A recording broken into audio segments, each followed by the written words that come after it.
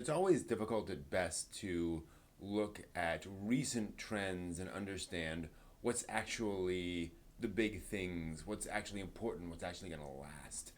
But I do think there's one trend that we see in reaction to the previous decade that's worth talking about. And that is an evolution of Moe.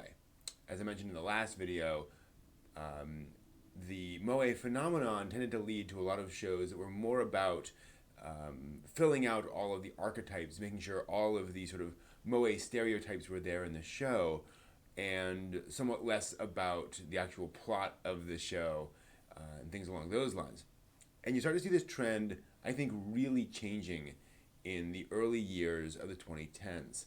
You see it with shows like Idolmaster, which definitely takes the Moe concept, but does manage to tell a story about what it's like working as an idol, what the stresses are of coming to the studio every day after school, and all the work that is involved. That's still definitely a Moe series, but there's a little more going on under the hood.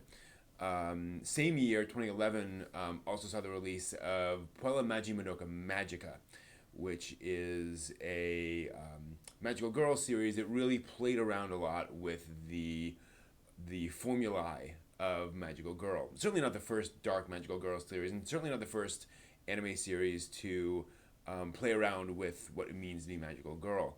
But it certainly took, again, the Moe art style, the Moe approach of making you want to feel protective of these characters, and really subverts that in some interesting ways, and really plays around with what it with the intent of Moe.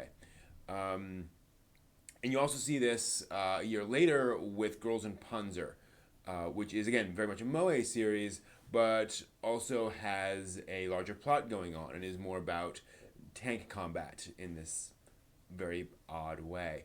So you start to see this really in the 2010s, this idea that we can still tell a story with Moe characters, that the Moe visual style and the approach of creating girl characters or potentially boy characters that you want to be around can still be a part of anime as long as we tell interesting stories with those characters.